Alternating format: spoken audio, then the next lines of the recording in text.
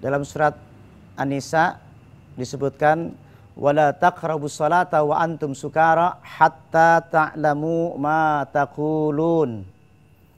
Saya tidak memotong ayat la taqrabus salata. Ini fitnah. Jangan engkau dekati salat. Ini fitnah yang luar biasa yang seharusnya tidak dilakukan oleh orang yang takut kepada Allah. Yang seharusnya dilakukan oleh orang yang iman.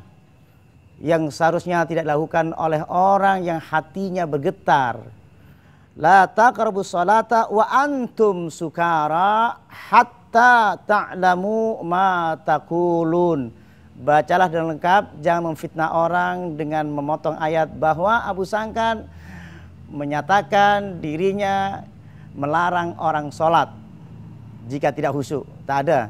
Yang ada, jangan kau dekati sholat dalam keadaan engkau tak sadar apa yang diucapkan. Tadi sudah saya sampaikan, Robby Fili-nya sadar. Sebab Ibnu Abbas pun mengatakan, laisa laka min sholatika illa ma aqalta minha. Tidak ada sholat bagimu jika engkau tak ada sadar. Illa nisfuha, illa thuluthuha, illa rubuha, illa khumsuha, dan sampai illa usruha, dan seterusnya. Jadi Allah mau nerima sholat seseorang apa yang disadari, apa yang diucapkan. Ini dasar kami bagaimana saya melatih mereka, kita semuanya menjaga kesadaran dari takbir sampai salam, tidak melamun, tidak berpikir yang lain kecuali Allah Subhanahu wa taala. Kemudian kila sukara min kasratil hammi. Imam Al-Ghazali menyatakan bahwa yang dimasukkan sukara di sini bukan saja mabuk dikarenakan khamar, karena banyak juga orang yang mabuk disebabkan ia memikirkan dunia. Kita tidak sadar ketika sadar Allahu Akbar, tak sadar apa yang diucapkan. Ini menjadi illat penyebab bahwa dilarangnya orang atau tidak ada pahala bagi dia dikarenakan apa yang diucapkan dia tidak sadar. Tapi menurut para ulama yang tidak sadarnya sedikit, ya, maka tidak mengapa, tidak perlu mengulang sholatnya. Tetapi kalau dari takbir sampai salam dia tidak sadar, maka wajib mengulang sholatnya menurut Imam Al-Ghazali. Kemudian tafsiran salah Al-Baqarah ayat 46 yang salah, di mana pertemuan dengan Allah adalah selepas mati, bukan ketika sholat. Saya dikatakan di situ bahwa menyatakan saya bertemu dengan Allah, iya, tapi tidak melihat Allah. Kalimat ini wajjahtu wajhiya lillazi fataras samawati wal ardh hanifan musliman wa ma ana minal musyrikin. Ibarat orang buta. Saya tak tahu wajah rupa Allah, tak tahu. Allah pun menyatakan dirinya, mengatakan la tudrikul absar wa huwa yudrikul absar wa huwa latiful khabir. Allah tidak bisa dilihat oleh mata, tetapi Allah ada melihat saya. Alladzi yaraka hina taqumu wa taqallubaka fi sajidin. Dan Allah mengatakan anta'budallaha ka'annaka tara fa illam takun tara fa innahu yarak. Allah mengamati saya. Allah melihat saya. Makanya saya muncul khauf, takut, karena memperhatikan gerak-gerik hati saya, gerak-gerik pikiran saya, gerak-gerik. La yanzurullahu ila salati rajulin la yuqimu sulbahu baina ruku'ihi wa sujudihi. Allah tidak mau melihat ruku seseorang yang tidak lurus dan tidak lurus ketika sujudnya. Berarti Allah tetap memperhatikan saya, melihat saya. Dan Allah menyatakan dirinya. Di mana Allah? Fa idza sa'alaka ibadi anni fa inni qaribun. Jawab saja Muhammad, jangan takut. Ketika ada hambaku bertanya di mana aku, sebut saja aku dekat. Wa nahnu aqrabu ilaihi min hablil warid. Aku lebih dekat dari urat leher kalian. Tapi aku tidak bisa dilihat oleh matamu, tapi aku ada. Lalu pertanyaan berbalik. Ketika Anda sholat, Anda menghadap siapa? Tolong dijawab. Siapa yang Anda hadapi? Lalu Anda ketika sholat berjumpa siapa? Menemui siapa? Kenapa Anda tidak protes dengan kalimat labbaik Allahumma labbaik, labbaik la syarika lak labbaik. Ya Allah, aku datang menemuimu. Kenapa tidak protes dengan kalimat itu? Jika kita tidak bisa menjawab tentang siapa yang ketika Allahu Akbar di hadapan Anda siapa. Kalau Anda mengatakan tidak ada yang saya hadapi, berarti telah musyrik murakkab. Itu yang harus kita pertahankan.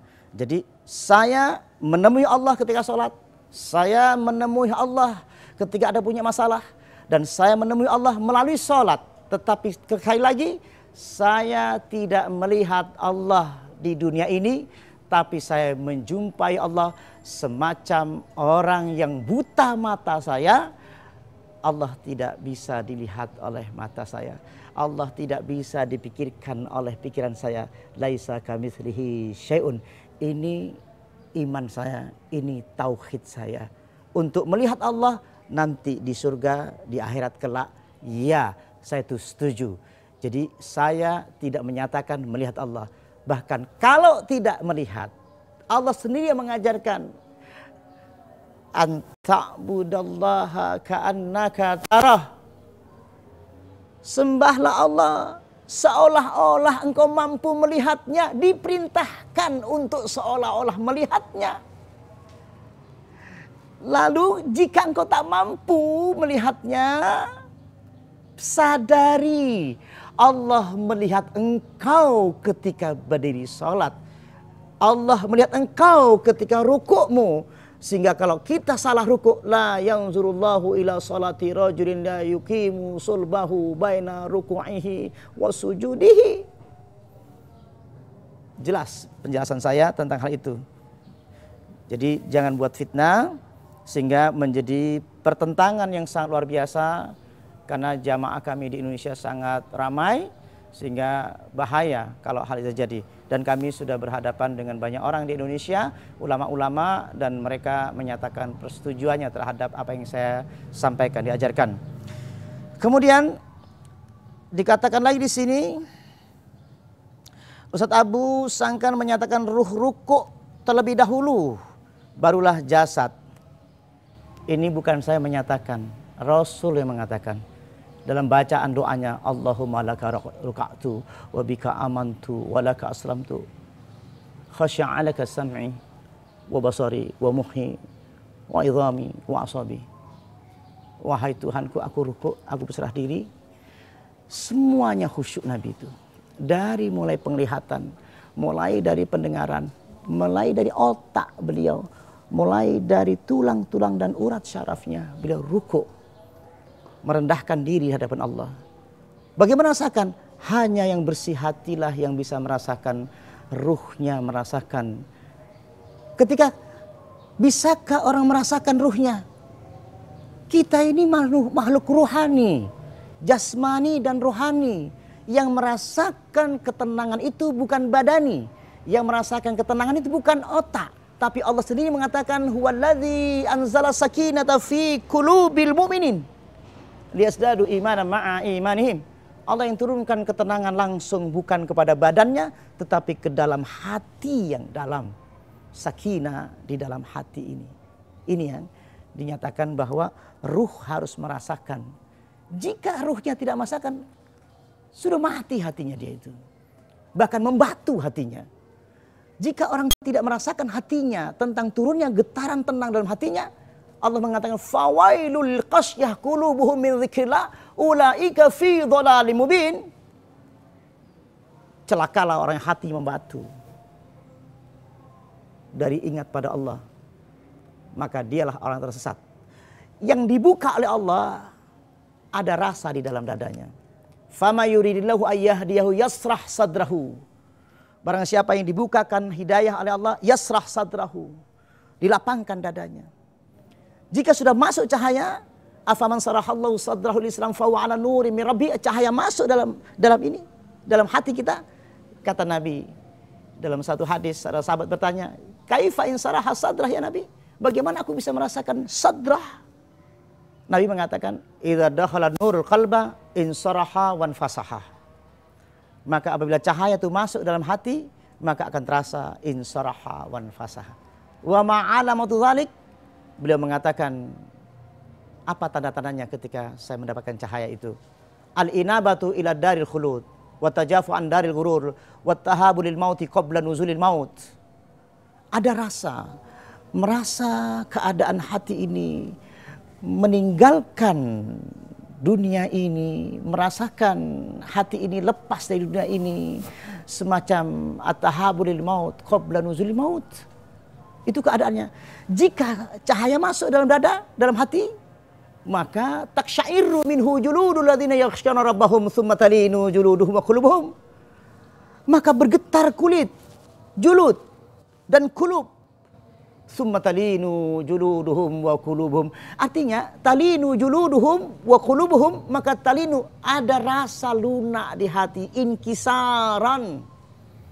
Jadi pecah hati ini, tak kuat. Sehingga yabkuna, sehingga dia menangis. Apakah sahabat melakukannya? Karena ashabu Rasulullah sallallahu alaihi wasallam tatma'u a'yunuhu wa taqsha'iru juluduhum 'inda sima'il Qur'an. Hati yang sudah mendapatkan cahaya, mendengar Quran, tatma'u a'yunuhu wa taqsha'iru juluduhum 'inda sima'il Qur'an.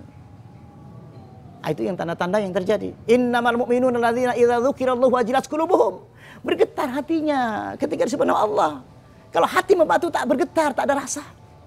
Ini yang menjadi penyebab persoalan kita.